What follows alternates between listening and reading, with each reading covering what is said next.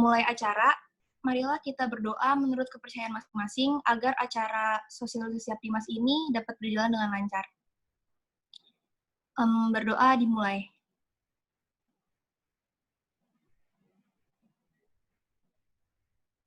Berdoa selesai. Baik, untuk memulai acara ini, pertama-tama akan dibacakan kata sambutan oleh dosen kami, yaitu Bu Fauziah. Baik Bu, waktu dan tempatnya saya persilahkan.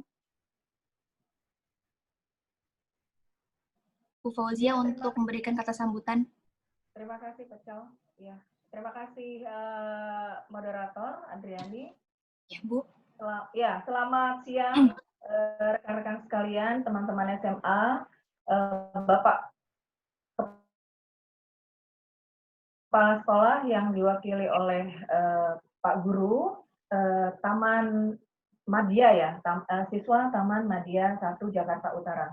Saya sebagai dosen pembimbing dalam webinar sosialisasi mengenai penggunaan gadget, motivasi, minat, bagaimana menggunakan gadget yang sehat, khususnya di kalangan masyarakat dan remaja, maka saya akan memberikan kata sambutan yang singkat saja bagaimana gadget yang sehat di masa pandemi COVID-19 yang saya pikir pada saat ini hampir semua tingkat pendidikan baik dari SD, SMP maupun SMA bahkan perkuliahan menggunakan gadget untuk proses belajar mengajarnya. Oke, gadget menjadi salah satu kebutuhan bagi sebagian besar masyarakat dunia pada saat ini karena pandemi COVID-19 sudah menjadi pandemik yang secara keseluruhan mewabah di seluruh dunia. Bagaimana tidak dengan memanfaatkan gadget, seseorang bisa mengakses apapun dan dimanapun tanpa batas ruang dan waktu. Memang benar penggunaan gadget dengan bijaksana akan membawa dampak yang baik dan bermanfaat bagi seluruh masyarakat di seluruh dunia. Namun ada kendala yang akan terjadi dalam menggunakan gadget secara berlebihan. Padahal penggunaan gadget secara berlebihan akan mempengaruhi tingkat kesehatan seseorang maupun sosialisasi seseorang di dalam masyarakat. Nah, untuk itu maka apa yang harus dilakukan oleh masyarakat khususnya remaja, khususnya siswa SMA dan mahasiswa yang menggunakan gadget secara full untuk proses belajar mengajarnya? Yang pertama adalah batasi diri sendiri. Ya, di mana seperti juga penyakit kecanduan merokok, maka batasilah penggunaan gadget dalam satu hari minimal berapa jam, hanya untuk kebutuhan sehari-hari. Dan pemakaian intensifnya biasanya dalam satu kali pemakaian 2-3 jam. Yang kedua adalah jangan mempergunakan gadget sebelum tidur.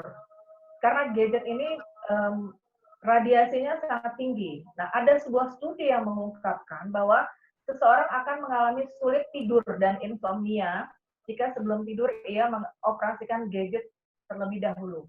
Dan yang ketiga, jangan terlalu menunduk saat mengoperasikan smartphone. Artinya ketika Anda mempergunakan gadget secara full, Anda akan terpaku dengan gadget dan tanpa sadar Anda menunduk saat mengoperasikan smartphone Anda. Nah, usahakan untuk melihat gadget dalam kondisi sejajar dengan mata dan jangan terlalu menunduk. Kemudian nikmati momen. Nah, momen ini adalah kita harus memanfaatkan gadget atau teknologi komunikasi secara pintar. Jangan kita dipergunakan oleh teknologi komunikasi. Artinya banyak fitur-fitur atau aplikasi yang bisa kita pergunakan atau kita download di gadget kita untuk hal-hal yang lebih positif bermanfaat.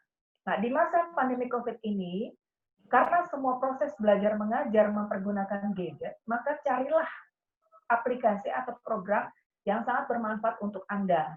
Misalnya bagaimana membuka Discovery Channel melalui gadget, kemudian mempergunakan YouTube secara sehat, Anda bisa membuat sebuah tips trik, bisa membuat tutorial yang bermanfaat, kemudian di-share di YouTube, dan kemungkinan kalau subscribe atau viewernya banyak pun Anda bisa memperoleh keuntungan dari situ.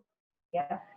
Oleh karena itu, maka program Abdi Mas Virtual sosialisasi bersama SMA Taman Madya 1 dengan topik menumbuhkan minat, motivasi, dan kesadaran masyarakat dalam penggunaan gadget yang sehat di masa pandemi COVID-19, saya buka, dan saya persilakan kepada rekan-rekan SMU dan rekan-rekan dari Prodi Ilmu Komunikasi untuk mempresentasikan materinya, dan mudah-mudahan bermanfaat untuk semua, khususnya siswa-siswa SMU di Taman Madya 1. Dan silahkan berdiskusi, silahkan beraktif sosialisasi melalui webinar Zoom kali ini. Terima kasih. Assalamualaikum warahmatullahi wabarakatuh. Waalaikumsalam untuk Ibu Fauziah. Terima kasih atas kata sambutannya. Dan selanjutnya untuk kepala sekolah yang diwakilkan oleh guru dari SMA Taman Madya, dipersilahkan untuk memberikan kata sambutannya.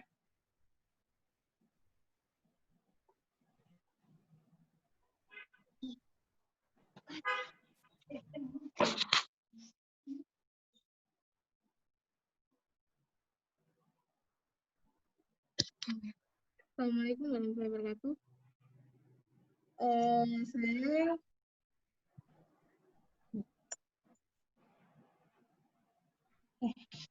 Saya dari SMA Taman Madya 1, mewakilinya.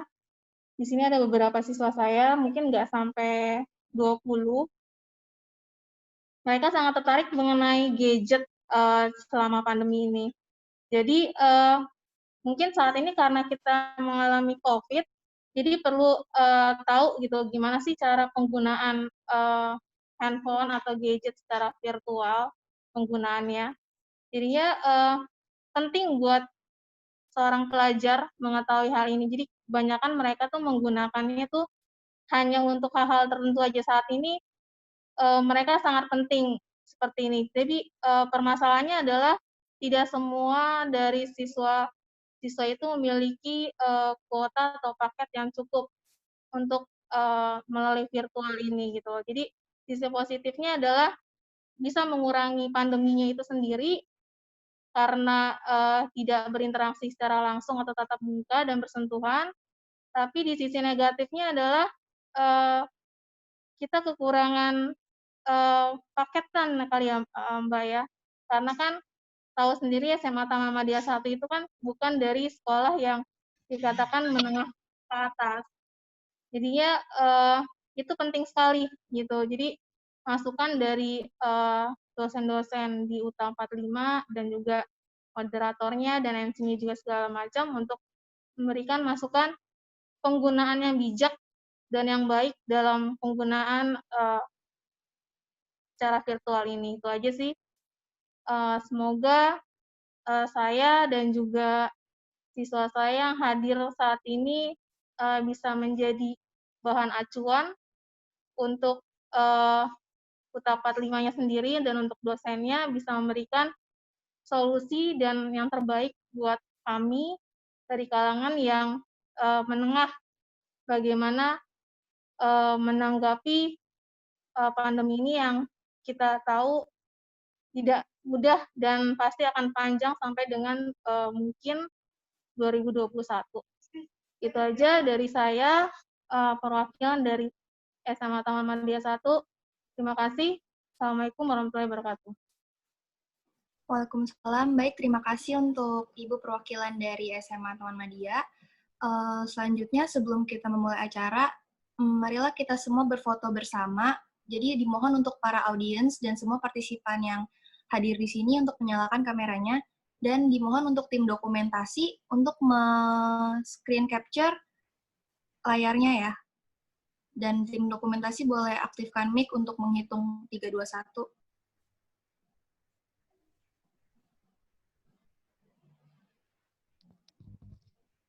1. Sebentar ya. Dimohon untuk diaktifkan semua ya kameranya.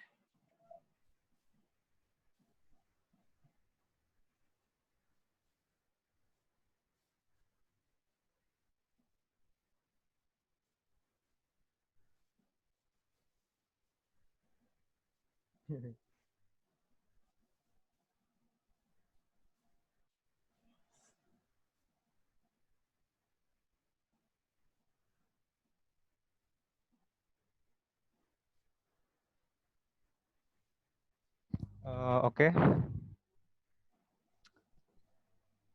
Semuanya udah siap? Oke. 1, 2, 3. Oke, sekali lagi. 1, 2, 3. Sudah Kak, tim dokumentasi sudah? Ya. Baik, terima kasih untuk tim dokumentasi telah mengabadikan foto dalam webinar kali ini. Selangkah lagi kita akan masuk ke dalam materi, tapi sebelum saya memulai materinya, saya akan bacakan rules yang ada. Jadi di dalam acara webinar kali ini, kita memiliki beberapa rules. Yang pertama, materi yang akan dibacakan itu terbagi dalam 5 sesi yang masing-masing akan dibawakan oleh pemateri yang berbeda. Dan rules kedua adalah setiap sesi akan diadakan sesi tanya-jawab 1 kali, dan audiens yang akan bertanya bisa menanyakan melalui fitur chat. Nanti akan dipilih langsung pertanyaannya oleh si pemateri. Dan selanjutnya, jika tidak ada pertanyaan, maka akan dilanjut ke sesi materi berikutnya.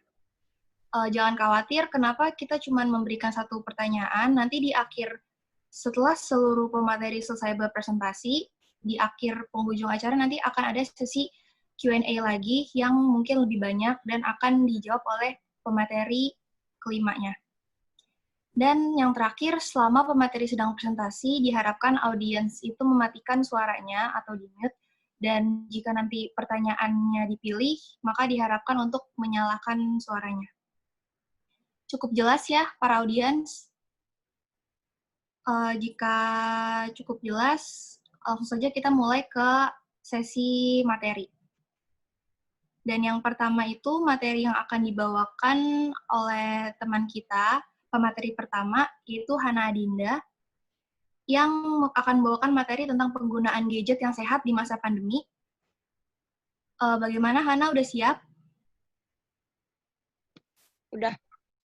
Baik, waktu dan tempatnya saya persilakan kepada pemateri pertama, yaitu Hana Adinda.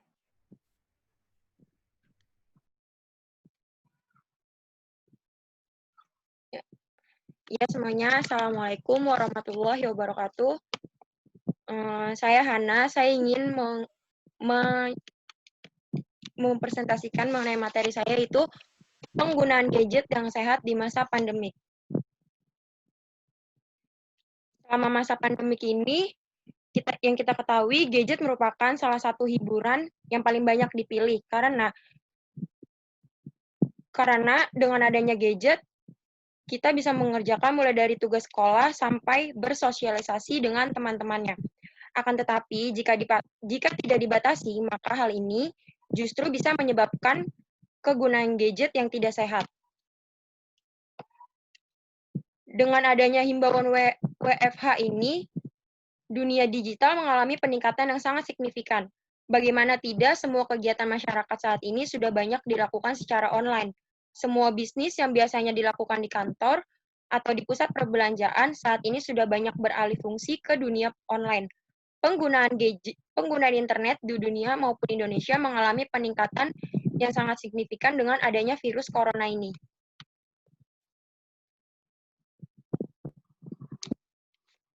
Beberapa rumusan masalah, yaitu bagaimana solusi agar menggunakan gadget yang sehat di masa pandemi COVID-19. Yang kedua itu, bagaimana pengaruh gadget pada pandemi COVID-19.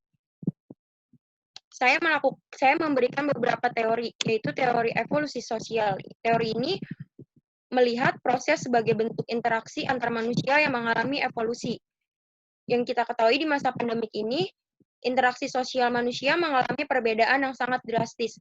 Yang biasanya interaksi dilakukan secara langsung oleh setiap orang, sekarang hanya dilakukan melalui media sosial atau yang bisa dikatakan virtual. Yang kedua itu ada teori perilaku. Teori perilaku ini melihat komunikasi secara sebagai proses sosial yang ditentukan oleh unsur-unsur psikologis dan emosional, yaitu pengguna gadget di masa pandemi ini menyebabkan anak-anak, remaja, dan orang dewasa menjadi sangat candu dan berdampak penggunaan gadget yang tidak sehat dan juga dapat berdampak pada psikologis manusia jika menggunakan gadget secara berlebihan. Metodologi. Saya menggunakan beberapa tahap, yaitu ada 3 tahap. Yang pertama itu ada tahap pertama merupakan perencanaan kegiatan yang akan dilakukan. Proses perencanaan meliputi identifikasi kebutuhan, identifikasi potensi dan kelemahan yang ada, menemukan jalan keluar dan kegiatan yang akan dilakukan dan membuat pengorganisasian kegiatan.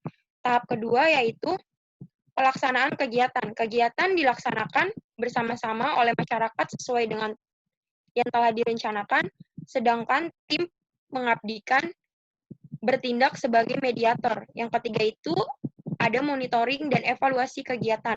Proses ini juga dilakukan sendiri oleh masyarakat. Tim pengabdian juga akan bertindak sebagai mediator atau fasilitator. Program yang dijalankan yang pertama itu screen time. Screen time itu setiap anak berkebutuhannya berbeda-beda. Aturan di sekolah pun berbeda-beda. Tentunya hal ini bisa disesuaikan. Namun, memang beberapa hasil riset menyebutkan bahwa screen time ini paling lama 2 jam dan mematikan gadget sekitar 30 menit sampai 1 jam sebelum mereka tidur. Yang kedua itu ada gadget time out. Yaitu cara ini bisa diajarkan pada remaja kapan diberlakukan gadget time out. Misalnya, pada saat makan malam, remaja tidak boleh menggunakan gadget. Atau misalnya pada saat family time, tidak boleh menggunakan gadget. Bisa juga saat berkumpul dengan teman-teman, tidak boleh menggunakan gadget, karena waktu itu penting.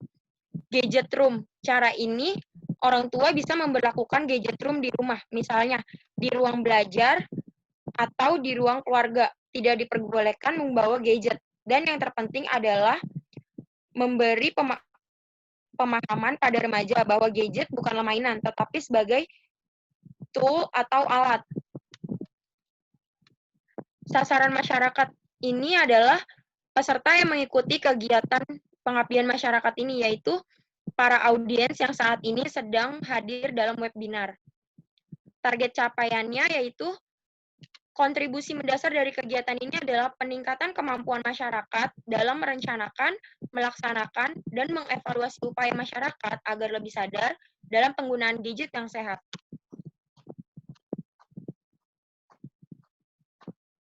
Berikut adalah materi yang saya sampaikan. Kurang lebihnya mohon maaf. Jika ada yang ingin bertanya, bisa melalui via chat di Zoom. Terima kasih. Baik, terima kasih untuk Hana yang telah menyampaikan materi pertamanya. Silakan untuk para audiens yang ingin bertanya, langsung saja ke kolom chat. Dan silakan untuk Hana Adinda untuk memilih pertanyaannya dan menjawabnya.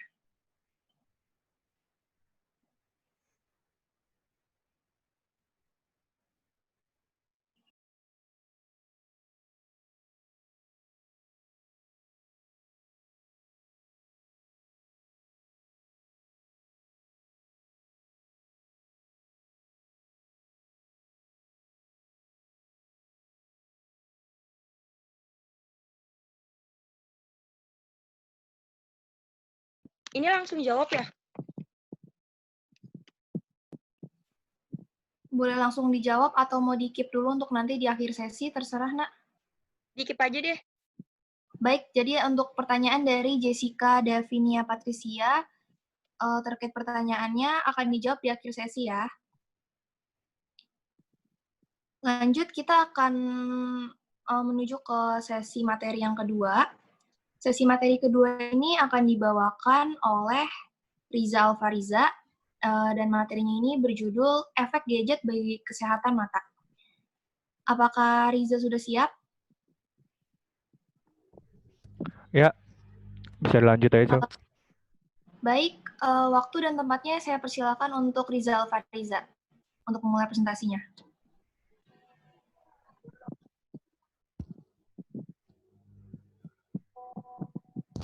Ya, Assalamualaikum Selamat siang untuk semuanya.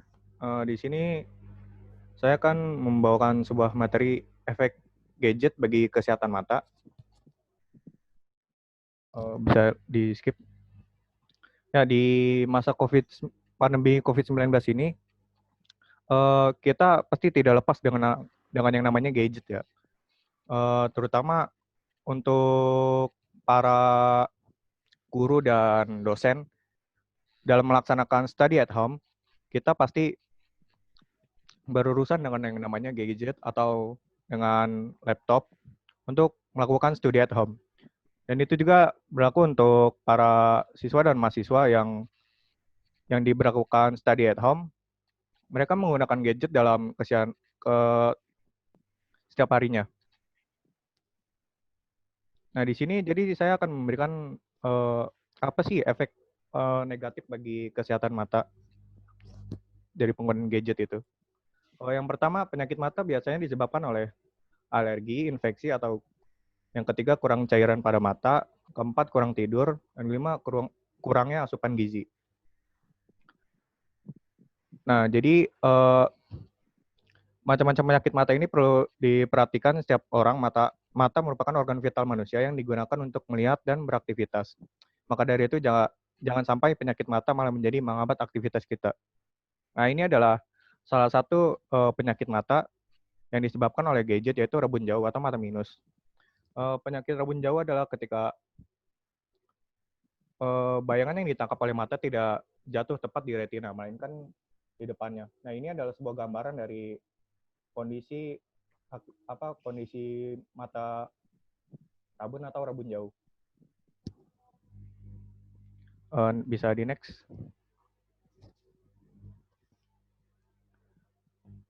Nah, ini faktor rabun jauh. Faktor rabun jauh itu ada 4 yang bisa saya rangkum. Yang pertama itu adalah keturunan atau genetik. Yang kedua adalah kebiasaan bermain gadget yang menjadi topik utama dari materi yang saya bawakan. Yang ketiga adalah jarang melakukan aktivitas. Jangan di skip dulu, sabar. Jarang melakukan aktivitas di luar ruangan. Yang terakhir adalah selalu melihat dalam jarak dekat. Bisa di skip. Nah, apakah rabun jauh bisa dicegah? Nah, karena tidak diketahui secara detail apa sih penyebab utama dari mata minus ini. Tapi beberapa hal yang dapat menurunkan risiko mata minus itu seperti kita bisa mencegahnya dengan tidak bermain gadget dalam jarak dekat atau dalam ruangan yang minim cahaya. Nah, ini itu saya biasa kita lakukan kalau misalnya kita tiap hari bermain gadget ya, apalagi di kamar gitu. Terus enak sambil rebahan atau tiduran gitu ya kan. Pasti kita sering banget gitu main gadget dengan lampu yang minim sambil tidur. Nah, itu bisa berefek langsung pada penurunannya penglihatan mata kita. Nah, kurangi jangka waktu menggunakan gadget. Nah, di masa pandemi ini kita sering kali yang namanya bermain gadget ya, pasti nggak bisa lepas. Saya sendiri juga begitu.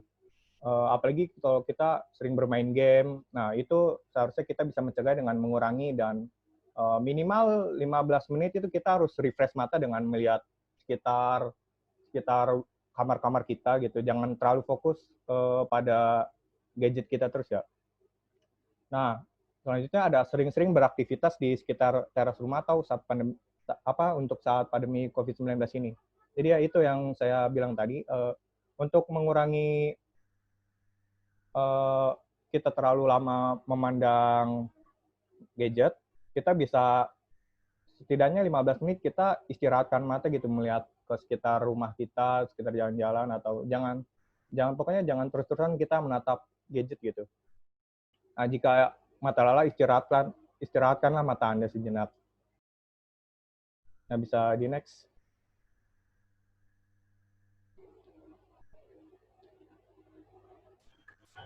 Nah,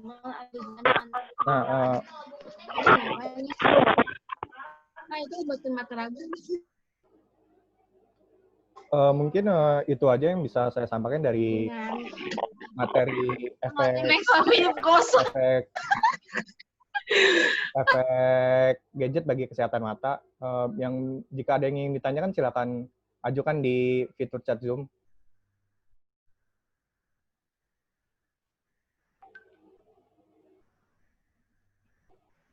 Baik, terima kasih untuk Rizal Fariza yang telah menyampaikan materi kedua terkait dengan penggunaan gadget yang berhubungan dengan kesehatan mata. Jika ada pertanyaan bisa langsung ditanyakan di kolom chat, nanti akan dijawab di akhir materi selesai. Dan Rizal Fariza, jika sudah selesai, kita akan langsung ke materi berikutnya, yang ketiga. Dan materi selanjutnya akan dibawakan oleh Rasyanda Nisa, yang berjudul Pemanfaatan Gadget dalam Pendidikan untuk meningkatkan motivasi belajar secara daring di masa pandemi COVID-19 ini. Bagaimana Rasyanda, sudah siap? Ya, siap. Baik, waktu dan tempatnya saya persilahkan untuk Rasyanda.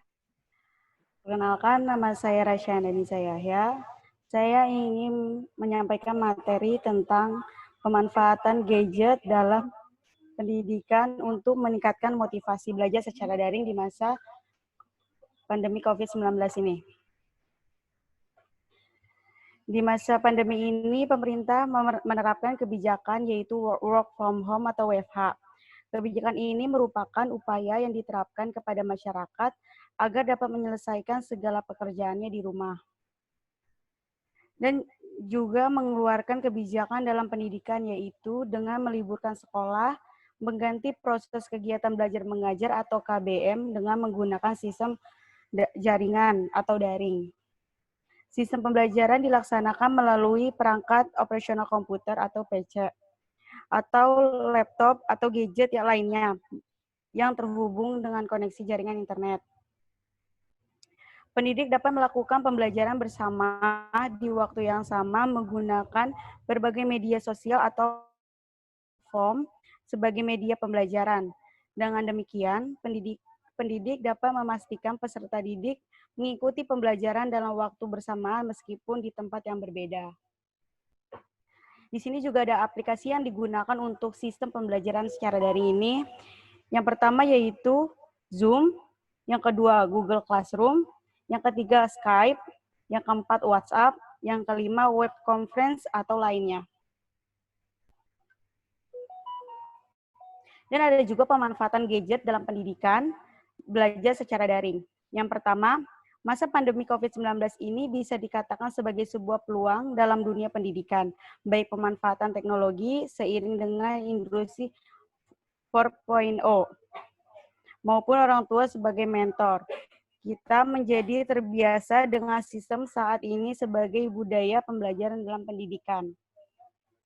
Yang kedua, penggunaan teknologi dalam menyelesaikan tugas pada siswa juga dapat menimbulkan kreativitas di kalangan siswa dalam mengembangkan pengetahuan yang telah mereka miliki.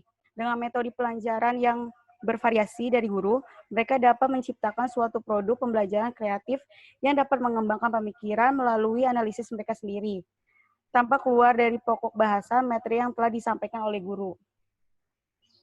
Yang ketiga, mereka bisa memanage tempo pembelajaran hingga mengulang satu materi yang dianggap belum dikuasai karena arsip-arsip video itu tersimpan dalam ruang digital.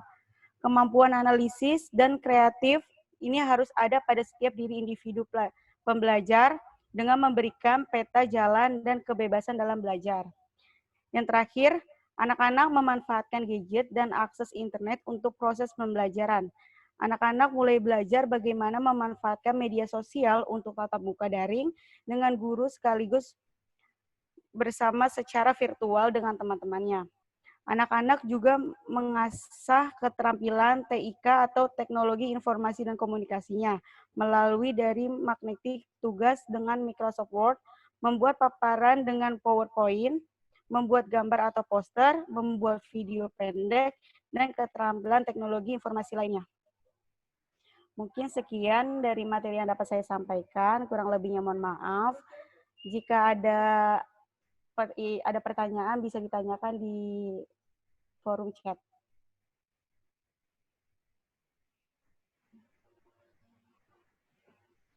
Baik, terima kasih untuk Rasyanda yang telah menyampaikan materinya. Silakan untuk para audiens yang ingin bertanya, silakan memberikan pertanyaannya di kolom chat. nanti akan dijawab di akhir sesi. Dan untuk Rashanda, jika presentasinya telah selesai, saya akan melanjutkan ke materi yang keempat, yang akan dibacakan oleh Prasetyo, dan materinya itu adalah media sosial berita hoax. Bagaimana Prasetyo, apakah sudah siap? Ya, Assalamualaikum. Siap, Jal.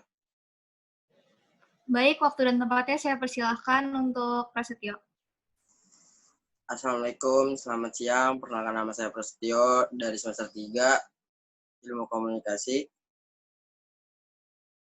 Dan kali ini saya akan membawakan materi tentang pemberantasan hoax yang dimana sangat beredar saat ini, terutama. Maaf, Haryanto slide-nya dari awal.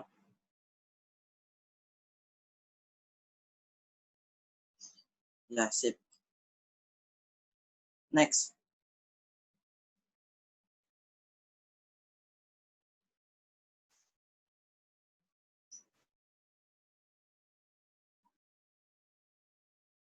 Next. Nah ya, oke, latar belakang. Yang sudah kita ketahui, karena di masa pandemi ini hampir seluruh masyarakat melaksanakan atau mengikuti anjuran pemerintah untuk stay di rumah atau di rumah aja. Pemerintah menganjurkan kita untuk selalu di rumah agar virus tidak cepat menyebar dan melakukan semua kegiatan seperti belajar, bekerja, olahraga, dan sebagaimana dilakukan secara jarak jauh. Tentu saja aktivitas tersebut dilakukan melalui pihak ketiga, yaitu smartphone atau gadget atau laptop. Kita semua pasti sudah mengetahui kegunaan gadget di dalamnya sangat modern dan berperan penting di masa sekarang ini. Namun, masih banyak masyarakat atau oknum-oknum tertentu yang memanfaatkan gadget ini sebagai tidak dengan baik. Dan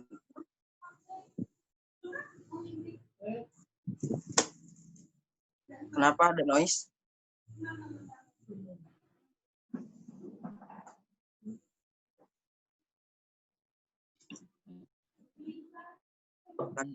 Dilanjut ya, maaf, saya kira ada noise.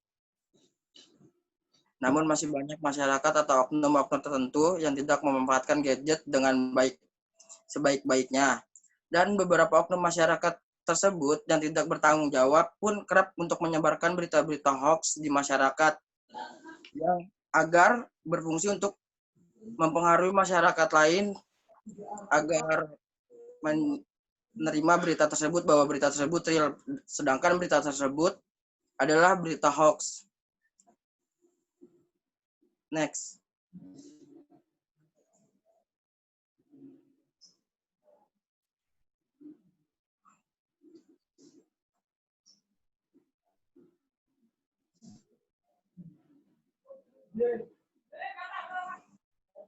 Dan berikut adalah bukti bahwa salah satu bukti atau salah satu contoh penyebaran hoax di grup-grup WhatsApp yang biasa sering dilakukan di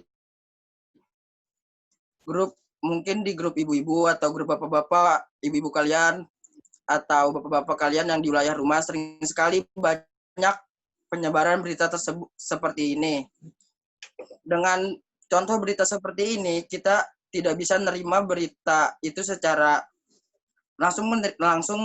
tidak bisa langsung menerima berita itu. Karena untuk menerima berita yang jelas dari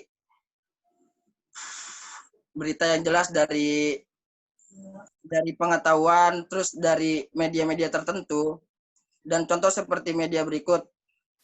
Di sini tidak ada tertera bukti, gambar, atau apapun pendukung bahwa berita ini benar-benar nyata atau tidak. Di sini hanya Sarhaman Suje. Guys, hati-hati ya, temannya Dina, temen gue tadi dirampok di dalam supermarket, Prince Market Pondok Indah. Serem banget, dipepet. Asli pas sepi sama 2 orang bawa pisau ya kan. Dan dengan penyebaran berita ini bisa untuk menimbulkan penurunan harga jual supermarket dan lain-lainnya, karena dengan adanya berita seperti ini, masyarakat jadi panik untuk datang ke tempat ini dan bisa juga untuk panik pergi sendirian. Next. Fenomena yang terjadi pada masa pandemi saat ini adalah gadget mulai sering digunakan untuk menjadi platform yang banyak dibutuhkan era pandemi ini, terutama pekerjaan dan pendidikan. Permasalahannya, banyak pengguna gadget yang memanfaatkan gadget untuk hal yang tidak baik dan tepat, seperti membawa situs porno, judi online, membeli suatu objek, dan menyebarkan berita hoax yang memposting hal yang tidak benar. Dan berikutnya rumusan masalah untuk pemberantasan hoax kali ini adalah bagaimana cara menumbuhkan minat dan motivasi terhadap gadget di masa pandemi. Dan rumusan masalah untuk yang persoalan kedua yaitu apa saja upaya untuk memberantas berita hoax yang dapat mempengaruhi kita. Dan saya menjelaskan yang pertama dulu. Bagaimana cara menumbuhkan minat dan motivasi yang baik terhadap gadget di masa pandemi. Contohnya yaitu komunitas yang baik membawa nilai yang baik juga. Ini adalah suatu slogan menurut saya. Karena contohnya di mana kita berkumpul atau bergaul gitu. Disitulah ketika komunitas kita yang baik, di situ kita bisa untuk mempelajari hal-hal lain dan menerima sisi positif dari komunitas yang kita jalanin tersebut atau yang kita anut tersebut. Dan next.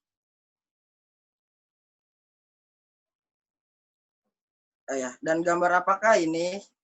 Dan ini adalah gambar virus, yaitu kenapa kita bisa tahu ini virus? Karena sumber informasi. Karena ada gambar dan ada penjelasan di media-media lain yang menyatakan bahwa gambar tersebut adalah virus gitu.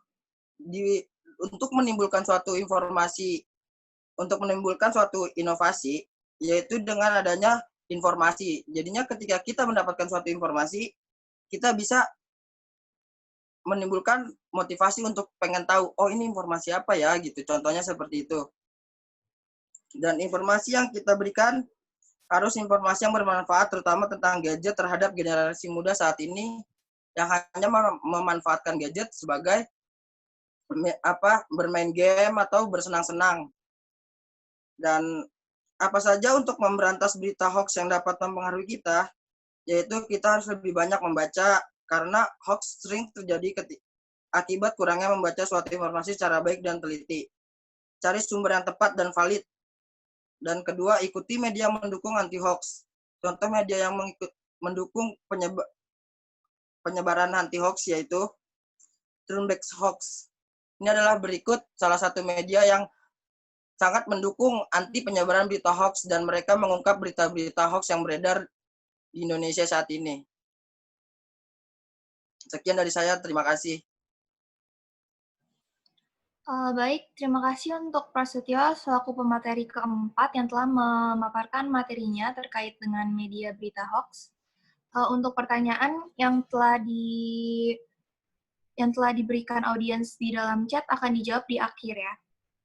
Dan selanjutnya, untuk menyambung materi keempat berupa berita hoax, materi kelima juga merupakan berita hoax, tapi ini adalah antisipasi. Dan materi ini akan dibawakan oleh Grazia. Bagaimana Grazia, sudah siap? Iya. Baik, waktu dan tempatnya saya persilahkan untuk pemateri terakhir, Grazia yang akan bawakan materi mengenai antisipasi berita hoax. Oke, makasih Pak Jo. Selamat siang. Perkenalkan, saya Gracia, mahasiswa Universitas 17 Agustus. Pada kesempatan ini saya akan sosialisasikan tentang antisipasi berita hoax. Next. Nah, apa sih itu hoax? Hoax adalah berita bohong. Hoax atau berita bohong itu adalah berita yang dibuat dengan tujuan mengolok-olok maupun menipu individu atau kelompok. Jadi berita hoax ini dia dibuat untuk mengiring opini publik ke arah yang negatif, seperti fitnah, kritikan, gitu. Next slide-nya. Hoax atau berita bohong ini adalah informasi yang sesungguhnya tidak benar, tetapi dibuat seolah-olah benar adanya. Jadi, berita hoax ini sering dibuat oleh oknum-oknum yang tidak bertanggung jawab untuk mengiring opini publik ke arah yang negatif. Berita hoax ini kebanyakan muncul di saat kayak misalnya contohnya itu lagi pilkada gitu kan, kayak COVID sekarang aja banyak banget berita hoax yang muncul di media sosial. Next. Bagaimana penyebaran hoax melalui media sosial? Penyebaran berita hoax dapat dilakukan dimanapun melalui media apapun dan oleh siapapun. Salah satu alat penyebaran berita hoax yang sedang marak saat ini adalah media sosial. Media sosial sendiri dapat dengan mudah diakses melalui telepon genggam atau telepon pintar.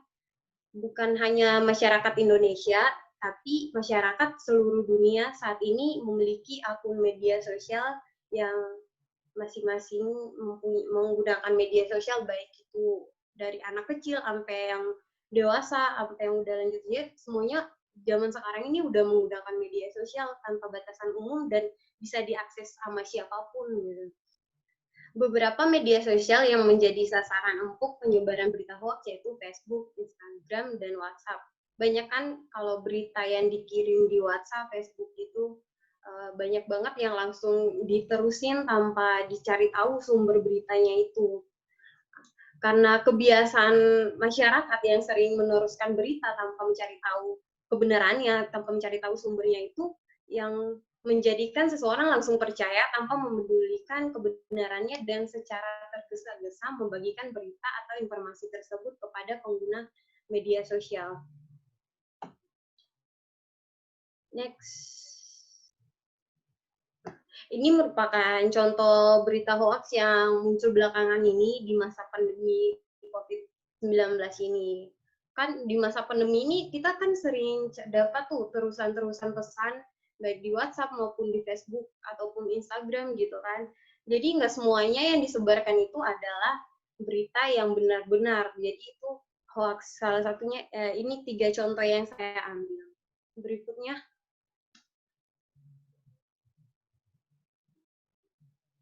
Di next ini slide-nya. Nah, untuk menghadapi berita hoax ini gimana sih peran pemerintah? Peran pemerintah dulu. Hostnya peran pemerintah dulu. Nah, fenomena hoax di media sosial yang semakin merajalela ini membuat pemerintah mengambil langkah tegas dengan menerbitkan Undang-Undang Nomor 11 Tahun 2008 dan diperbarui lagi tahun 2016 tentang informasi dan transaksi elektronik atau yang sering kita kenal itu sebagai Undang-Undang ITE. Undang-Undang ITE dalam pasal-pasalnya mencakup aturan dan larangan apa saja yang harus dipatuhi masyarakat dalam menggunakan media sosial seperti cara berinteraksi di media sosial, mengatur apa yang boleh diposting ataupun dilarang untuk ditampilkan di media sosial, dan lain sebagainya agar tidak merugikan pihak manapun pelaku penyebaran berita hoax. Pelaku penyebaran berita palsu bisa dijerat dengan pasal-pasal lain terkait pasal 311 dan pasal 378 KUHP, pasal 27 ayat 3 dan Undang-Undang Nomor 19 Tahun 2016 tentang informasi dan transaksi elektronik, Undang-Undang Nomor 40 Tahun 2008 tentang penghapusan diskriminasi ras dan etnis, serta para pelaku penyebaran berita palsu juga dikenakan pasal terkait ujaran kebencian. Kan di media sosial banyak banget orang yang mengujar kebencian. Dalam pasal 27 ayat 3 Undang-Undang ITE berbunyinya kayak gini. Setiap orang dengan sengaja dan tanpa hak mendistribusikan atau mentransmisikan atau membuat dapat diaksesnya informasi elektronik dan dokumen elektronik yang memiliki muatan penghinaan dan pencemaran nama baik. Adapun ancaman pidana bagi mereka yang memenuhi unsur dalam pasal 27 ayat 3 adalah dipidana dengan pidana penjara paling lama 6 tahun dan denda paling banyak 1 miliar. Jadi yang menyebar berita hoax sekarang tuh udah ada undang-undang, kan banyak berita yang kita lihat ada pelanggaran UU ITE itu di Indonesia udah banyak banget. Selain itu, pemerintah telah membentuk Satgas atau Satuan Tugas Anti Hoax yang diharapkan terus melakukan verifikasi atau akreditasi terhadap media maupun para penyedia berita melalui televisi, koran, media online, termasuk melakukan akreditasi dan independensi terhadap para wartawan yang menyajikan informasi, menutup situs-situs yang menyebarkan berita hoaks, dan terus melakukan sosialisasi yang berkaitan dengan hoaks, serta menerapkan Undang-Undang ITE. Berikutnya, selain ada peran pemerintah, di sini kita untuk menghadapi hoaks, kita juga memerlukan peran masyarakat. Peran masyarakat ini, hoaks sendiri kan telah menimbulkan keresahan dan membuat sebagian masyarakat merasa terancam, bahkan dapat memecah belah persatuan bangsa. Solusi agar tidak terpengaruh oleh berita hoaks adalah membangun daya pikir masyarakat agar tidak mudah terprovokasi oleh hoaks yang tidak dapat dipastikan kebenarannya. Berpikir kritis dalam menerima sebuah berita atau informasi. Tidak menelan mentah-mentah sebuah berita atau informasi dengan melakukan pengecekan ulang berita atau informasi yang didapat. Serta tidak berlebihan dalam menghadapi sebuah berita. Dengan cara ini, masyarakat diharapkan bisa mengambil peran dalam rangka menyikapi berita hoax melalui media sosial. Jadi, selain pun pemerintah udah mengeluarkan Undang-Undang ITE, peran kita sebagai masyarakat juga perlu untuk menghadapi hoax ini. Jadi, kalau misalnya kalian mendapatkan peran terusan dari WhatsApp, Facebook, ataupun Instagram, itu perlunya kita harus dicek dulu nih, beritanya benar apa enggak. Jadi kita nggak usah langsung sebar, kita harus mencari tahu kebenarannya. Kalau kita nggak nyari tahu kebenarannya, langsung sebar, kita termasuk orang yang menyebarkan hoax dan juga bisa kena Undang-Undang ITE. Berikutnya, cara membedakan berita hoax dengan fakta. Yang pertama, nama dan situs media tidak jelas. Sebelum kita konsumsi berita, kita patut memperhatikan nama dan situs media yang menyebarkan berita ini. Kalau nama dan situs media nggak jelas, contohnya berdominan blog biasa atau nama media terkesan provokatif, ada baiknya mengonsumsi berita dari media-media yang memang sudah terpercaya dan kredibel. Yang kedua, judul umumnya provokatif. Jadi berita hoax ini pada umumnya rata-rata judul beritanya itu selalu memprovokasi orang. Pertama kali kita baca berita, pasti kita lihatnya dari judul. Pada dasarnya kan judul itu sudah terkesan provokatif. Itu bisa jadi salah satu ciri dari berita hoax, seperti judul yang menuding ke salah satu pihak menggunakan kata-kata kasar ataupun umpatan negatif. Yang ketiga ada cek dan recheck dari berbagai sumber. Jadi kita tuh jangan mudah percaya dari satu sumber berita. Pasti kita perlu pastikan dulu kejelasan isi berita tersebut dari beberapa sumber lainnya. Ini tuh penting untuk membedakan isi berita yang kita baca itu hoax atau fakta. Yang keempat, cek foto dan video. Tidak hanya kita lihat dari tulisannya yang perlu kita cek, foto dan videonya juga perlu dicek keasliannya. Karena kadang orang yang menyebarkan hoax itu menggunakan video dan foto yang udah lama, video yang ini videonya kejadian lain, diberitakannya itu di kejadian yang lain gitu. Yang terakhir, nama penulis. Berita yang benar itu seharusnya mencantumkan nama penulis. Hal ini karena penulislah yang bertanggung jawab penuh mengenai isi beritanya. Kalau tidak mencantumkan nama penulis, berita perlu diragukan karena tidak ada pihak yang menjadi penanggung jawab dari berita tersebut.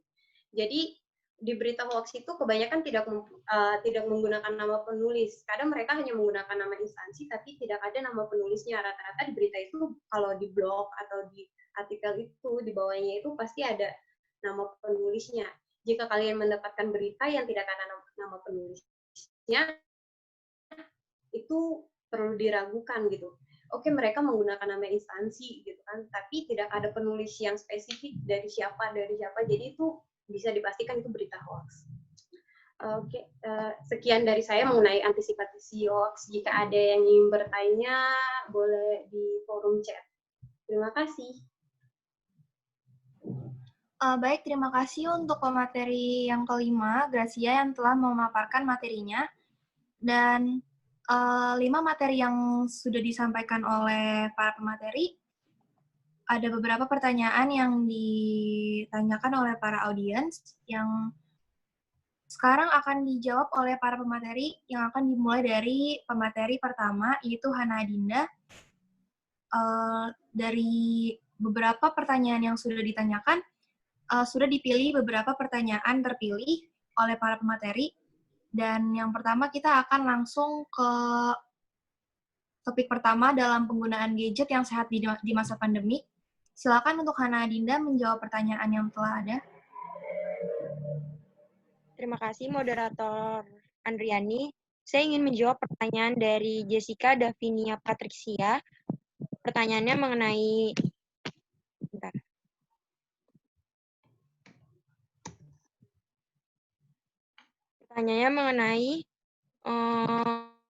apa dalam metodologi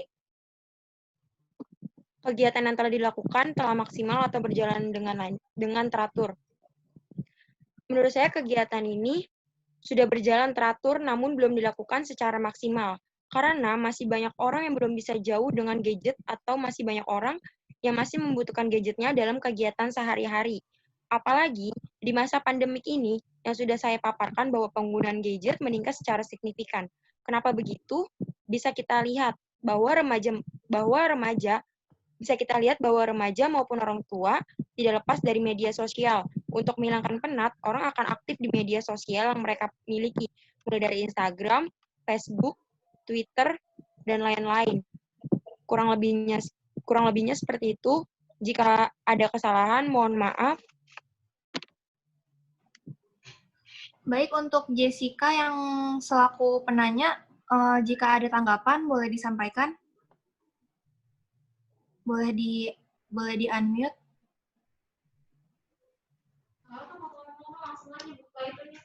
Tidak ada, Kak. Terima kasih atas menjawab pertanyaan saya. Baik, selanjutnya, apakah ada yang mau dijawab lagi, Hana Adinda? Tidak ada, karena yang bertanya hanya satu orang. Oke. Selanjutnya, saya akan ke pemateri kedua, yaitu Rizal Fariza, dan temanya itu mengenai efek gadget bagi kesehatan mata. Silakan Rizal Fariza menjawab pertanyaan yang telah ditanyakan oleh audiens. Mohon disebutkan nama penanyanya. Sebentar. Di sini ada 4 pertanyaan ya yang diajukan di materi kedua.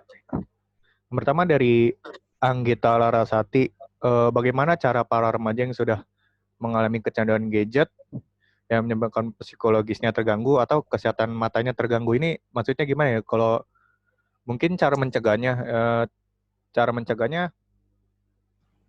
seperti yang sudah disebutkan tadi, kita harus pandai mengatur waktu dalam penggunaan gadget ya. Untuk mengurangi kita dari kecanduan gadget ini ya, kita harus pandai-pandai mengatur waktu untuk mengurangi penggunaan dari gadget ini. Dengan mengatur jadwal penggunaan gadget kita, kemungkinan bisa mengurangi risiko-risiko seperti terkena rabun jauh atau sampai kecanduan gadget ini. Yang kedua ini ada pertanyaan dari Bunga Juwana. Mohon maaf, Riza. Mohon maaf, tadi pertanyaan dari Anggita bisa ditanggapi dulu oleh Anggita. Anggita. Bisa ditanggapi oleh Anggita apakah jawabannya benar atau kurang memuaskan atau bagaimana? Bisa di-unmute oleh Anggita untuk tanggapannya. Oh, nggak usah. Cukup jelas. Terima kasih. Oke. Oke, terima kasih. Ini pertanyaan selanjutnya dari Bunga Juana. Apakah penggunaan gadget pada mata dapat berdampak pada organ lain atau dapat mempengaruhi organ tubuh lain? Ini dari pengalaman pribadi saya aja ya. Dari penggunaan gadget itu, pertama, kalau kita kebanyakan main gadget, kan kita sering main gadget itu menunduk ya. Nah, itu menyebabkan leher kita itu sakit ya, karena terlalu lama bermain gadget. Yang kedua itu adalah karena sering kita bermain gadgetnya dengan 2 jari, jadi dari jari yang lain itu kaku, nah menyebabkan sendi kita jadi macam linu gitu, jari sendi tangan kita. Gimana dari Bunga Juana, apa pertanyaan sudah dijawab dengan maksimal?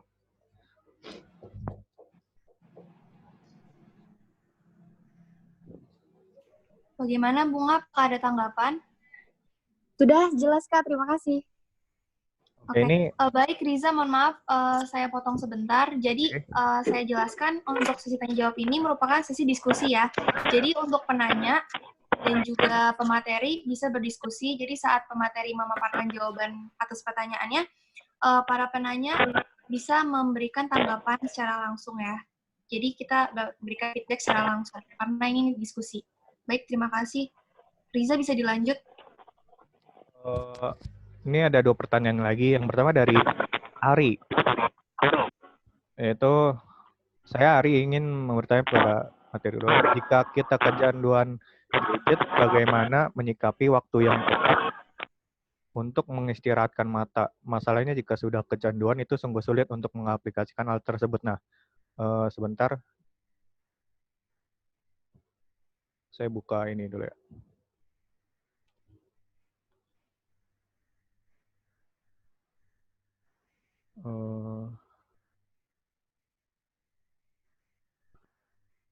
Sepertinya dalam mencegah kecanduan atau mengurangi kecanduan itu, kita harus pandai, seperti jawaban yang pertama saya tadi, kita harus pandai-pandai mengatur waktu penggunaan gadget kita ya. Misalnya kalau misalnya kita sedang belajar online, itu kita khususkan untuk belajar online. Jadi tidak ada untuk waktu-waktu ya untuk game-game gitu. Kita batasin misalnya.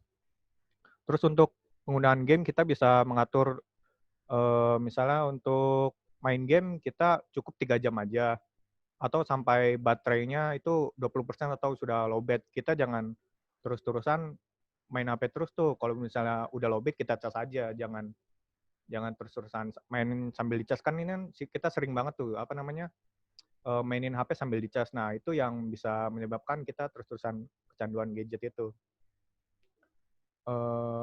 Gimana Bung Ari? Apakah ada tanggapan dari jawaban saya ini? Silakan tanggapannya untuk Bung Ari yang telah memberikan pertanyaan kepada Riza. Oh, thanks atas penjelasannya. Oke. Masih boleh dilanjut nih, moderator? Silakan, ada satu lagi. Pertanyaan terakhir ya? Oh ya, pertanyaan terakhir. Baik, silakan. Saya ingin dari Anissa Pratiwi.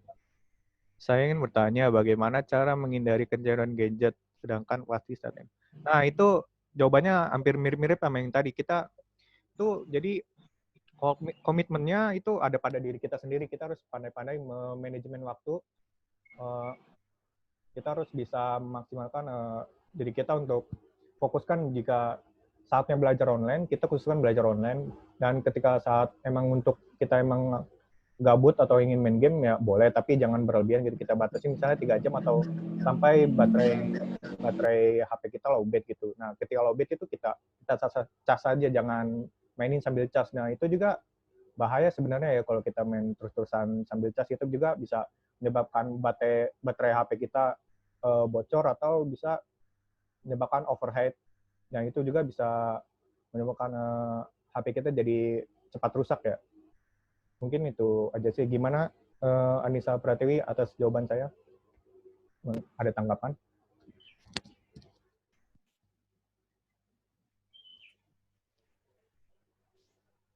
Bagaimana Anissa Pratiwi, apakah cukup jelas atau akan memberikan tanggapan?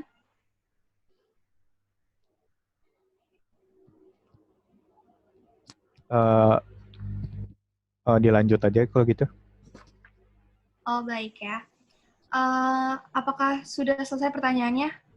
Sudah, terima kasih yang sudah bertanya ya. Mohon maaf jika materi yang saya bawakan masih banyak kekurangan, karena kita juga di sini sama-sama belajar dan sama-sama sharing ilmu gitu.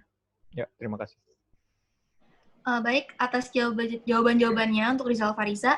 Dan untuk materi ketiga, yang materinya itu adalah berupa pemanfaatan gadget dalam pendidikan untuk meningkatkan motivasi belajar secara daring di masa pandemi COVID-19, yang tadi dibawakan oleh pemateri Rasyanda. Dimohon untuk Rasyanda dan tim untuk menjawab pertanyaan-pertanyaan yang telah ditanyakan. Iya, saya ingin menjawab pertanyaan dari Anggita Larasati, yaitu jika guru memberikan materi yang monoton, apakah para siswa dapat berkreasi? Jawaban itu tentu iya bisa. Karena tadi itu sendiri di PPT tadi dijelasin kalau bahwa gadget itu bisa digunakan untuk mencari ilmu gitu. Kayak contohnya kan kayak ada Google. Misalnya guru memberikan materi yang sedikit sulit. Nah, tentunya kan para siswa bisa kayak mencari di Google, terus bisa cari di media sosial lainnya untuk mencari informasi. Jadi jawabannya itu ya tentu saja bisa berkreasi karena gadget itu mencakup luas sekali, dari ada Google, terus media sosial lainnya. Jadi dari media sosial tersebut bisa mencari informasi gitu. Baik, untuk tadi penanya Anggita ya? Anggita Larasati. Untuk ya Kak, Larasati? Iya Kak, jadi kalau misalnya kita para siswa nih punya kesulitan seperti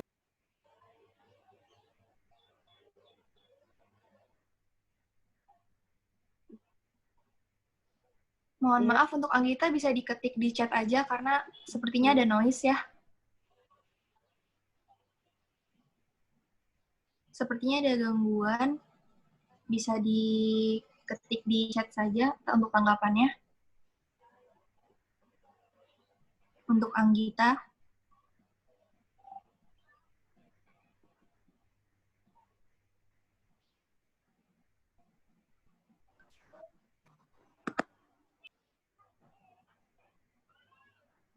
Baik, nanti saya ketik di saja. Mau langsung diberikan tanggapan sekarang biar nanti langsung ditanggapi oleh pemateri Rasyanda.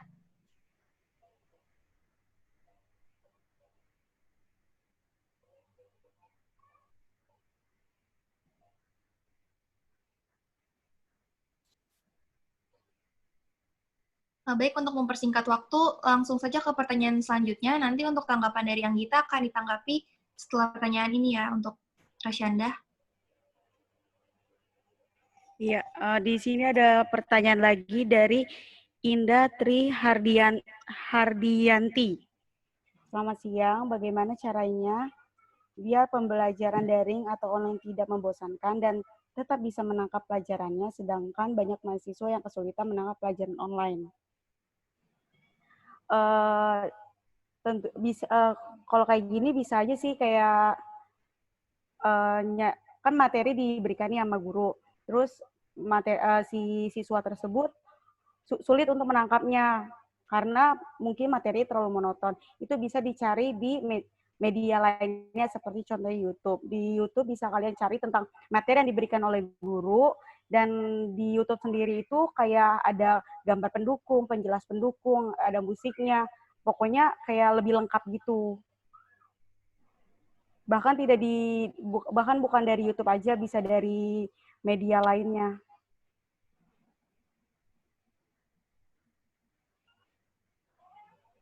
Baik, untuk tadi pertanyaan dari Indah Tri Hardianti, bisa diberikan tanggapan atau sudah cukup puas atau atas jawabannya?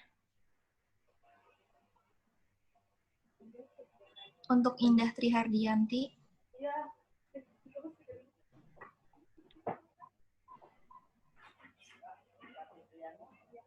Baik, tadi untuk pertanyaan yang pertama yang disampaikan oleh Anggita Larasati, ternyata sudah cukup sekian. sudah cukup jelas dan detail atas jawaban yang diberikan oleh Rasyanda, sehingga tidak ada tanggapan dari yang kita. Dan untuk pertanyaan kedua yang disampaikan oleh Indah Trihardianti, apakah ada tanggapan?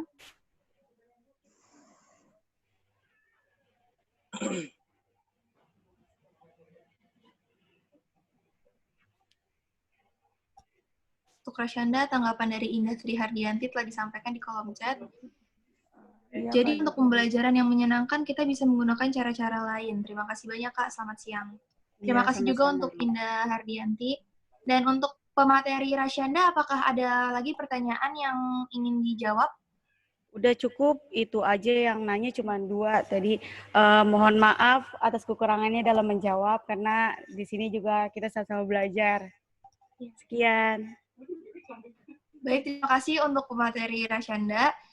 Dan selanjutnya kita punya pemateri Prasetyo yang tadi sempat memberikan presentasi tentang media sosial berita hoax. Dan untuk Prasetyo, silakan dijawab pertanyaan-pertanyaan yang sudah ditanyakan oleh audiens. Oke, selamat siang. Saya akan menjawab yang itu pertanyaan dari Devina Patricia. Siang, saya ingin bertanya bagaimana cara agar tidak mudah terpancing berita bohong yang tersebar di masyarakat dan bagaimana cara menyikapinya. Dan untuk tidak mudah terpancing dengan berita bohong itu, kita harus memahami dan mencari tahu dan menganalisis beberapa berita yang mana kita bisa nilai bahwa berita itu real atau tidaknya. Dan untuk menyikapi agar tidak mudah terpancing, yaitu ketika kalian melihat suatu berita, pasti di berita tersebut tercantum judul gitu. Ketika judul tersebut sudah mengandung unsur provokatif, seperti contohnya judul yang sudah mengandung contoh provokator itu kayak sudah menuju ke suatu orang atau suatu tokoh dan menjelek-jelekan tokoh tersebut, itu 50-50, sekitar 50% bahwa berita tersebut hanya untuk menjatuhkan dan untuk menjelekkan tokoh tersebut. Dan udah begitu saja jawabannya, dan lanjut atau mungkin mau ditanggapi? Mungkin untuk penanya tadi bisa ditanggapi. Kak, tadi kan kakak menyebut dengan suatu kayak ada judulnya atau dari provokasinya untuk tujuan ke seseorang. Namun apabila tidak ada tujuannya bagaimana? Oke, nanti saya bakal melanjutkan di pertanyaan selanjutnya yang hampir sama. Gimana? Boleh? Boleh, Kak. Terima kasih. Nah, dan selanjutnya yaitu dari Anggita Larasati. Siang, bagaimana cara membedakan berita hoax dan fakta sedangkan itu cuma beda sedikit? Dan mungkin itu yang membuat para remaja terpancing. Terima kasih. Dan untuk membedakan berita hoax atau tidak, sebenarnya berita tersebut tuh perbedaannya nggak sedikit, namun banyak. Dan mungkin beberapa dari kalian belum banyak yang mengetahui. Yang pertama, nama dan situs medianya tidak jelas. Sebelum konsumsi berita, kita pantut untuk perhatikan nama dan situs media yang tercantum dan memberitakan berita tersebut. Terus judul umumnya yang udah memprovokatifkan sesuatu tokoh atau menjatuhkan orang lain. Terus cek and recheck dari berbagai sumber. Jangan mudah terpercaya dari suatu sumber berita, pastikan dulu kejelasan isi berita tersebut dari beberapa sumber lain. Misalnya kalian membaca suatu berita, kalian bisa searching atau googling berita lain yang sama memberitakan berita tersebut. Tapi cari yang menurut kalian medianya itu media terpercaya. Terus cek foto dan video. Nggak cuma dari tulisan aja ya, kalian bisa percaya. Kalian juga perlu cek kebenarannya itu hoax atau tidaknya dari foto atau video sebagai bukti pendukung bahwa berita tersebut real atau tidaknya. Dan nama penulis. Terakhir yang sangat jarang diperhatikan oleh pembaca yaitu nama penulis. Ketika kalian membaca suatu berita atau di website, di bawah, paling bawah itu tertera nama penulis atau sumber berita tersebut dari mana asalnya. Dan itu adalah bukti bahwa berita itu real karena nama penulis adalah nama yang bisa mempertanggungjawabkan berita tersebut real atau tidaknya. Sudah? Mungkin itu aja jawaban dari saya untuk membedakan beberapa berita.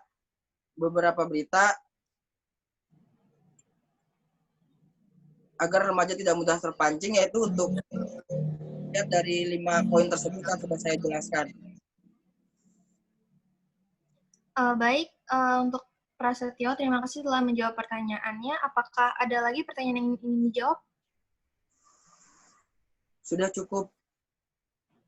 Sudah cukup ya, dan untuk Anggit Larsati setelah memberikan tanggapannya di chat ya.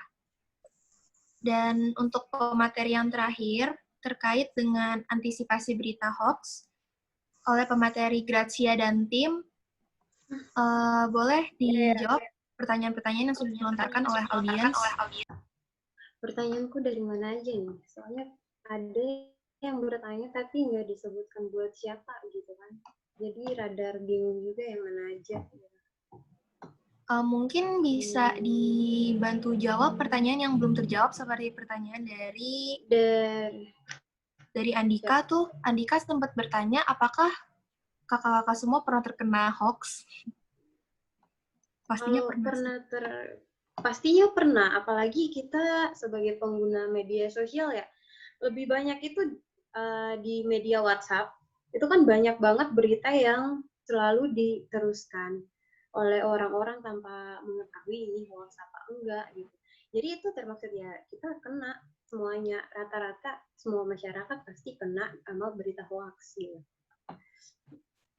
Itu aja sih jawabanku. Dan untuk Grazia ini bisa dilihat pertanyaannya dari yang Andika nih kan ada Ida hukuman Ayu. bagi Ida Ayu.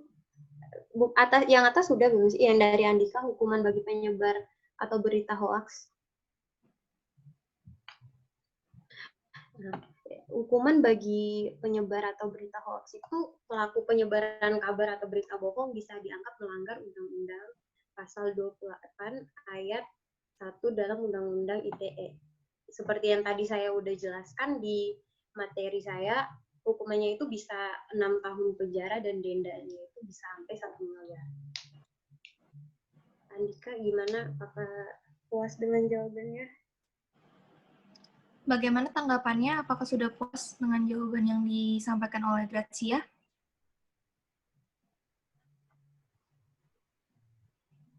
Lanjut ya. Oke, lanjut aja. Berikutnya dari mana ini? Bagaimana? Ini punya yang dari Cahya udah dijawab belum sih? Cara agar siswi lebih menarik dan tidak bosan dalam membaca berita informasi. Kebanyakan kalau umur-umur masih muda gitu kan malas sekali baca, apalagi kalau berita yang udah panjang banget ya. Buat baru buka beritanya lihat sepanjang itu aja udah malas kan. Agar tidak bosan kalau saya lebih suka mencari informasi di YouTube. Karena saya lebih suka mendengarkan daripada saya harus membaca yang panjang itu. Kayak gitu. Kalau tips dari saya dengar dari YouTube, itu pun dengarnya harus dari media yang terpercaya gitu kan, ataupun nonton berita yang di TV gitu. Kita gunain media sosial itu harus buat nyari berita-berita yang berguna gitu, jangan kita hanya buat sesuatu yang mungkin tidak berguna, searching berita masa kini biar nggak ketinggalan juga. Gimana Cahya? Bagaimana untuk Cahya? Dapat diterima jawabannya atau ada tanggapan? Oke, selanjutnya untuk Grazia itu ada pertanyaan lagi dari Ridwan Sidik. Entar, yang Ida Ayu dulu kali ya? Oh ya, Ida Ayu dulu. Dari atas kan, bagaimana menghilangkan dampak psikologi dari pemberitaan hoax tersebut, misalnya ketakutan atau berpikir negatif. Gini, cara menghindari berita hoax demi keselamatan mental. Kita tuh harus bersikap skeptis. Sebelum kita mempercayai sebuah berita atau kabar, kita harus tanyain dulu nih sama diri kita sendiri, apakah sumber itu dapat dipercaya. Untuk menghindari berita hoax, ada baiknya kita lebih jeli dalam memverifikasi sumber datangnya berita agar tidak ada kabar hoax. Yang kedua, belajar menilai kabar. Menurut penelitian, ada orang yang sulit menilai keaslian sebuah kabar di televisi, koran, atau media sosial, cenderung mengalami gangguan pada kesehatan mentalnya. Oleh karena itu, belajar menilai informasi yang diterima, misalnya mencerna apakah itu masuk akal, menjadi cara tepat untuk mempersiapkan diri dalam menangkal berita hoaks.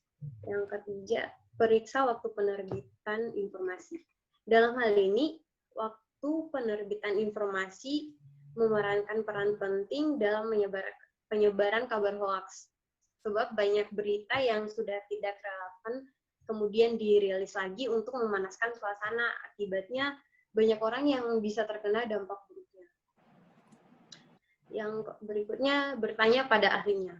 Jadi kalau misalnya kita meragukan ini, kita ya perlu untuk memastikan kalau nggak puas kita nyari informasinya, sumbernya itu nggak puas, bertanya itu juga perlu langsung kepada ahlinya dalam bidang tertentu, misalnya bertanya kepada ahli hukum mengenai informasi tidak jelas mengenai kasus hukum tertentu yang ramai beredar di masyarakat. Selain itu pun bisa memanfaatkan situs-situs yang menyediakan layanan pengecekan fakta agar berita hoaks dapat dihindari. Yang terakhir, lawan dengan humor. Ini yang saya suka. Salah satu cara ampuh dan positif dalam memerangi perasaan yang didapatkan setelah membaca berita hoax adalah dengan tertawa. Happy aja jadi orang gitu. Mereka nyebarin hoax daripada pusing-pusing mikirin hoax, happy aja. Humor atau candaan dianggap efektif dalam memerangi stres dan kecemasan akibat hoax. Itu aja sih jawabanku. Gimana Ida Ayu? Bagaimana untuk penanya Ida Ayu, apakah sudah puas dengan jawabannya atau ada tanggapan yang ingin ditanggapi?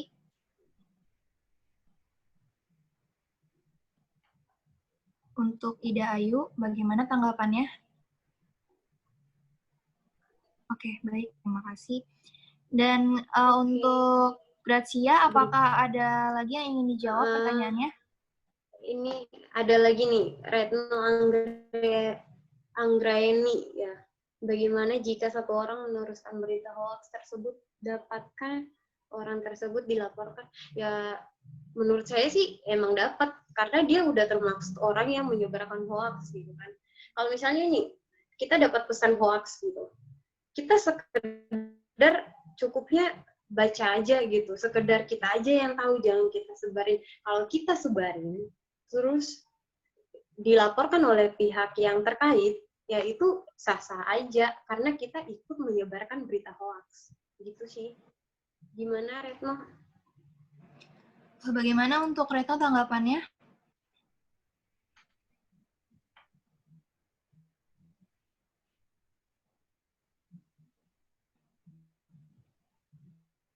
Baik, selanjutnya untuk Gracia, apakah ada lagi yang ingin dijawab pertanyaan dari audiens? Iya, oke. Untuk ada nih, dari bagaimana jika ada media terpercaya dengan sengaja memberitakan berita hoax. Sebenarnya gini, kalau media yang terpercaya, kalau menurut saya ya, itu mereka bukannya menyebarkan berita hoax, tapi lebih suka melebih-lebihkan sebuah berita gitu. Seharusnya berita ini, contohnya satu berita, seharusnya dia tuh hanya sekedar berita biasa gitu. Tapi kalau sama media itu sering diubah lagi yang melebih-lebihkan, agar orang itu bisa tertarik. Kalau makin orang banyak yang tertarik sama berita dia kan, makin naik dia kan. Jadi ya, bagi sepandai-pandainya kita aja gimana bisa untuk menelaah berita itu. Itu aja sih. Gimana Bung Ari? Baik, bagaimana tanggapannya untuk pertanyaan yang telah dijawab oleh Gracia? Gracia, tadi saya ingin bertanya menurutkan apakah dengan undang-undang tentang jalan kepentingan. Selanjutnya untuk Gracia, apakah ada lagi yang ingin dijawab? Sama-sama. Ada nih yang baru nih ya, Cindy Rismahani ya. Anda apakah dengan ada undang-undang bahwa dirasa efektif untuk masyarakat Indonesia, dengan adanya undang-undang, menurut saya sih itu efektif ya, karena pasti, tapi itu berpulang sendiri sama diri kita ya, gimana ya kita gitu, maukah kita menyebarin hoax apa enggak. Jadi walaupun ada undang-undang, apalagi masyarakat Indonesia itu kan orangnya cuek, bodoh amat gitu ya kan. Ya walaupun pemerintah udah negasin kayak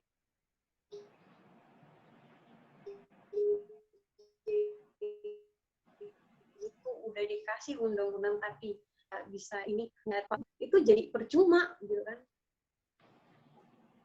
Jadi sebenarnya efektif kalau masyarakat tahu lah gimana masyarakat Indonesia orangnya pada bandel-bandel. Itu aja sih dari saya ya, Cindy. Baik ya, Cindy Rismahani, apakah ada tanggapan atau sudah cukup jelas untuk jawaban yang diberikan oleh Gracia?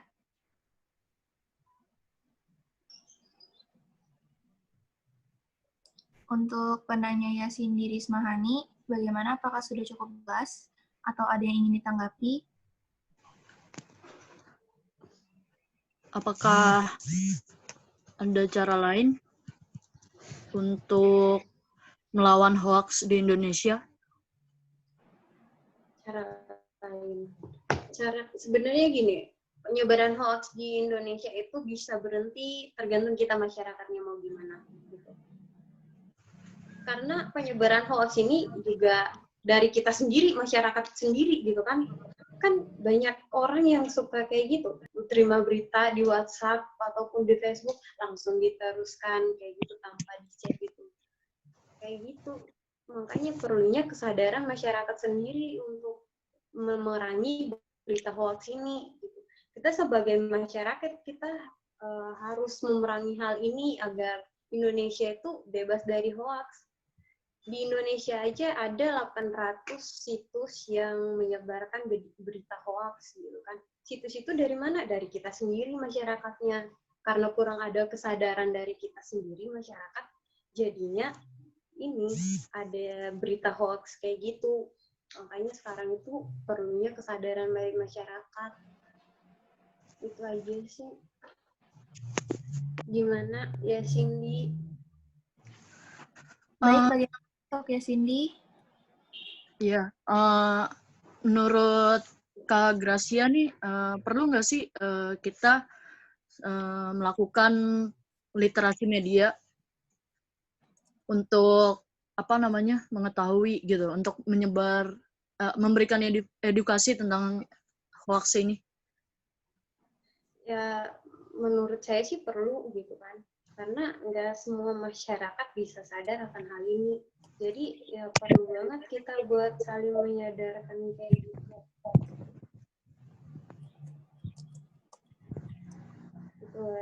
Itu aja sih. Baik, untuk Cindy cukup jelas ya penjelasan yang dijelaskan oleh Gracia.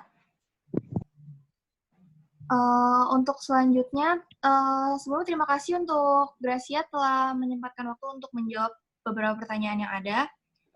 Dan untuk selanjutnya, jika para audiens merasa kurang jelas oleh beberapa materi yang telah disampaikan, beberapa materi, 5 materi tadi, bisa ditanya lagi di kolom chat, nanti akan dijawab oleh tim dari panitia semua. Untuk pertanyaan kita mungkin kita akan menjawab yang belum dijawab dulu, akan dijawab oleh teman-teman dari tim pemateri, seperti dari Abram Henry, Syazira Yuki, dari Ismi, Juria Asri, dimohon untuk berpartisipasi menjawab pertanyaan dari teman-teman audiens semua. Jika ada yang kurang jelas atau ingin didiskusikan, bisa langsung di kolom chat atau tinggal di unmute mic-nya ya. Tinggal langsung ditanyakan langsung, nggak apa-apa untuk para audiens, dan disebutkan nama dan asal sekolah. Maksud saya kelas.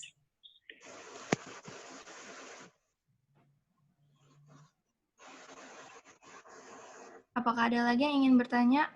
Ataupun teman-teman ingin menanggapi pertanyaan yang belum dijawab?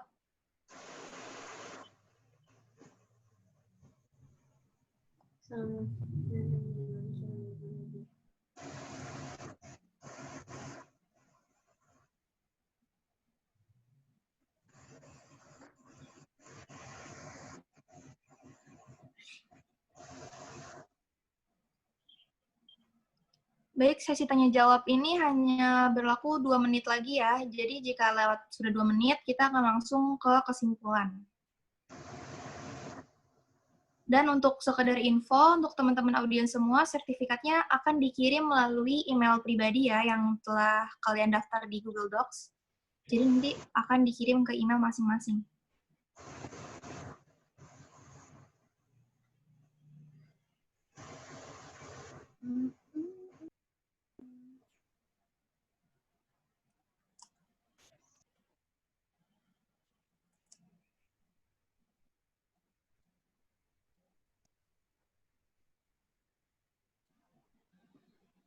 Baik, untuk para teman-teman mahasiswa dari Ilmu Komunikasi, apakah ingin menanggapi pertanyaan dari teman-teman audiens? Untuk Riza Alfariza, Rasyanda, Abraham Henry, Hana Dinda, Syazira Yuki, Juriah Asri, Ismi, Tania, Muhammad Rizky, Haryanto,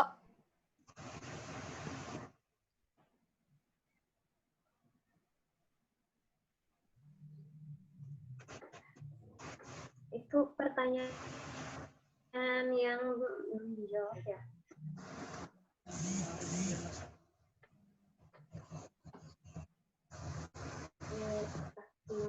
Rizky ya.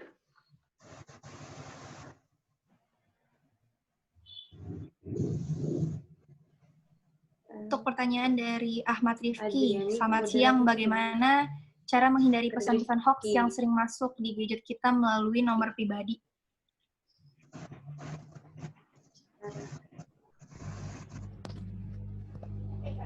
Sebenarnya saya jawab nggak apa-apa ya?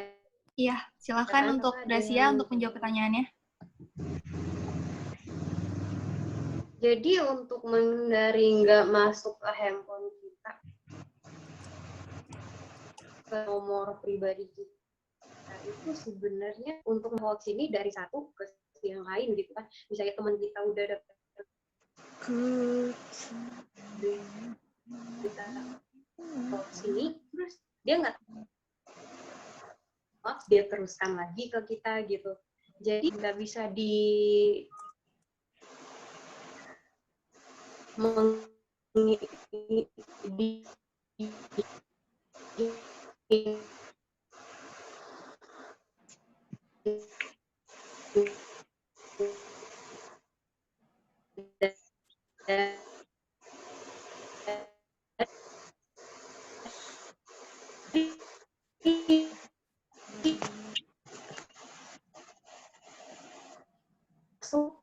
bakal terus ada pesan-pesan hoax baik virus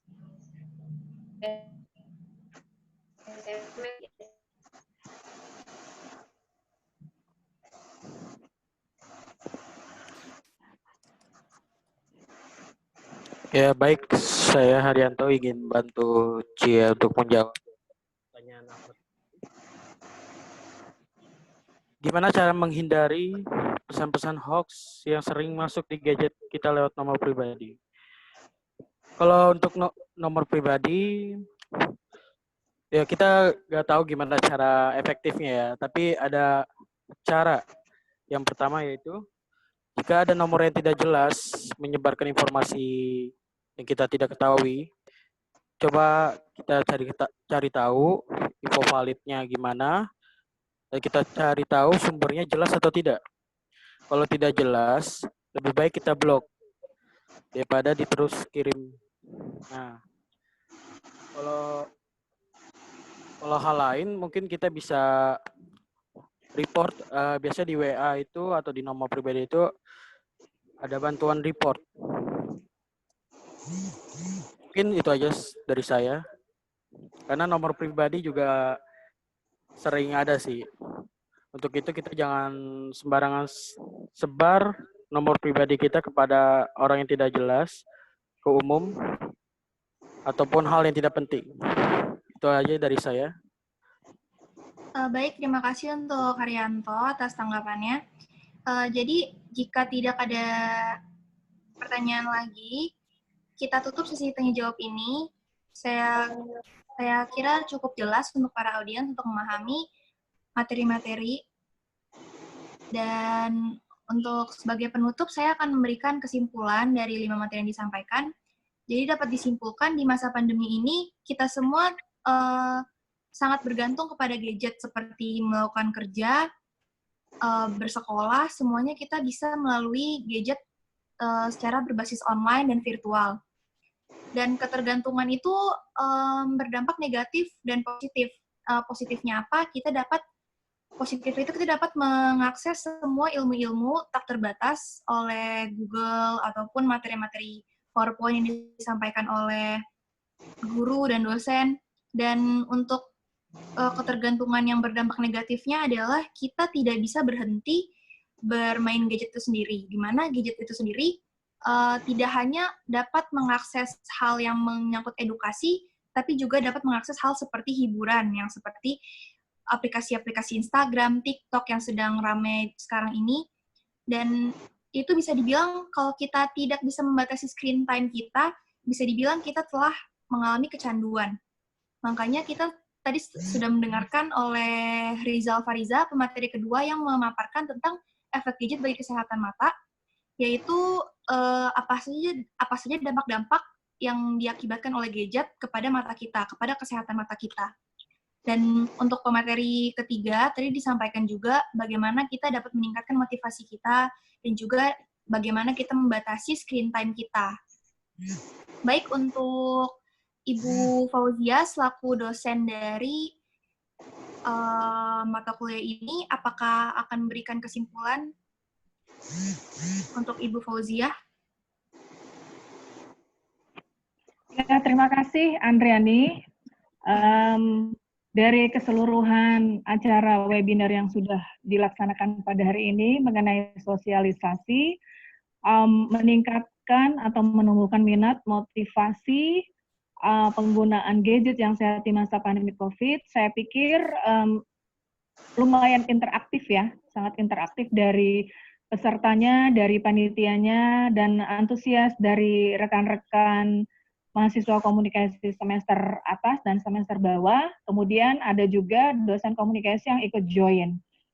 Dari sekian banyak presentasi yang sudah disampaikan oleh rekan-rekan mahasiswa, saya pikir kalau ada peserta yang ingin meminta materi presentasi tersebut, nanti bisa host jelaskan di mananya. Nah, kemudian saya harap juga acara sosialisasi ini bermanfaat untuk peserta maupun untuk siswa SMU Taman Madya ya, Taman Widya 1 ya. Jadi mudah-mudahan bisa bermanfaat dan mudah-mudahan dalam masa pandemi COVID ini bisa mempergunakan gadget secara sehat semaksimal mungkin. Bukan hanya dipergunakan untuk bermain games atau untuk dimanfaatkan oleh gadget untuk hal-hal yang tidak positif. Ya, diharapkan dalam masa pandemi COVID ini menciptakan suatu inovasi, menciptakan suatu kreasi, sehingga dapat menghasilkan baik secara material maupun secara keilmuan.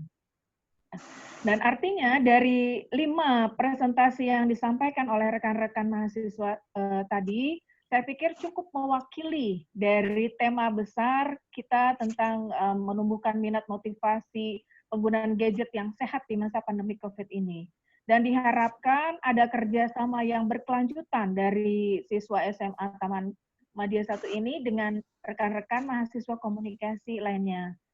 Dan terima kasih juga untuk panitia, karena memang ini perdana bikin webinar melalui Zoom ya. Jadi maaf kalau misalnya saya sebagai dosen pembimbing, maaf masih agak berantakan timingnya, masih agak kesulitan dalam hal suara, noise, dan sebagainya, dan kelancaran dalam kelancaran acara ini. Mudah-mudahan ke depannya bisa lebih baik lagi, dan di masa pandemi COVID ini kita bisa lebih proaktif, bisa lebih efektif, bisa lebih berinovasi lagi untuk membuat suatu hal yang bermanfaat. Terima kasih.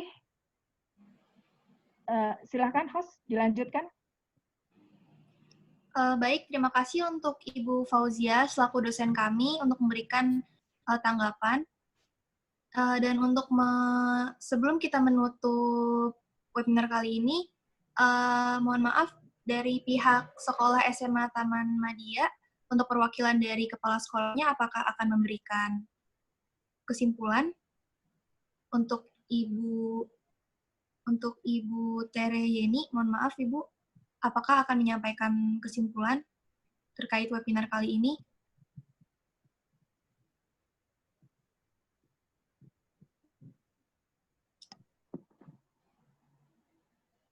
Mohon maaf untuk perwakilan kepala sekolah dari SMA Taman Madya, apakah ingin menyampaikan kesimpulan?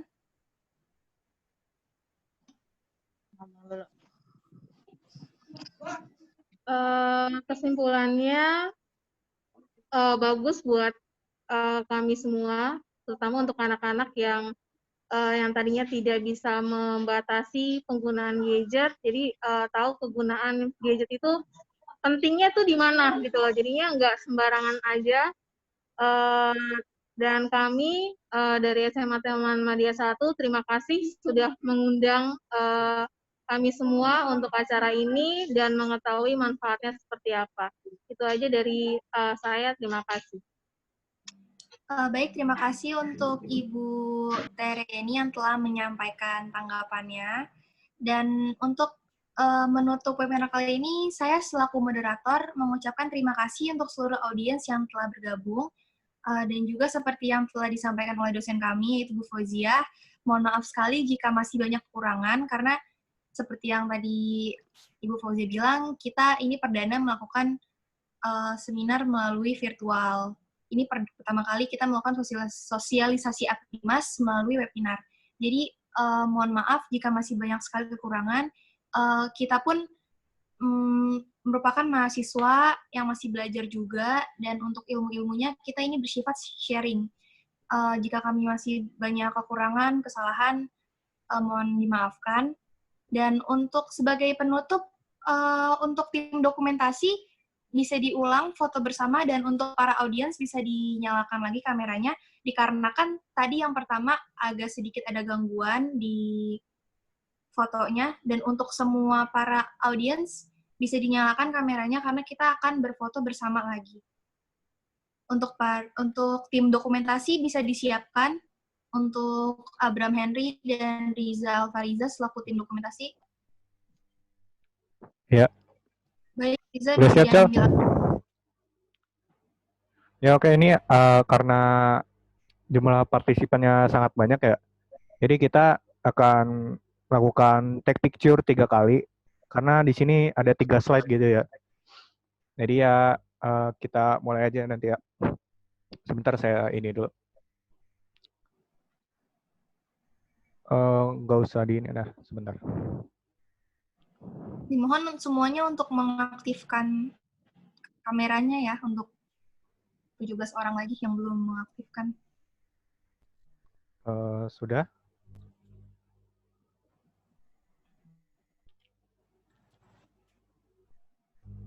Oke, ini tag pertama ya. Nanti ada 3 tag, jadi karena pesertanya banyak gini, jadi saya mau ngambil 3 tag biar semuanya kebagian semua ya. 1, 2, 3.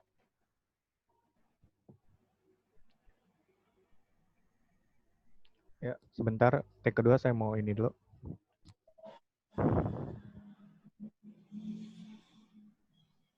Ya, tag kedua. Ini tag kedua ya. 1, 2, 3.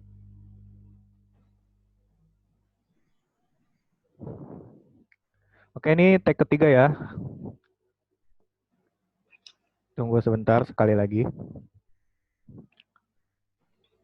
1, 2, 3. Oke, terima kasih semuanya. Baik, terima kasih untuk Riza Alfariza selaku tim dokumentasi, dan juga untuk para audiens yang telah memberikan tanggapan-tanggapannya di chat.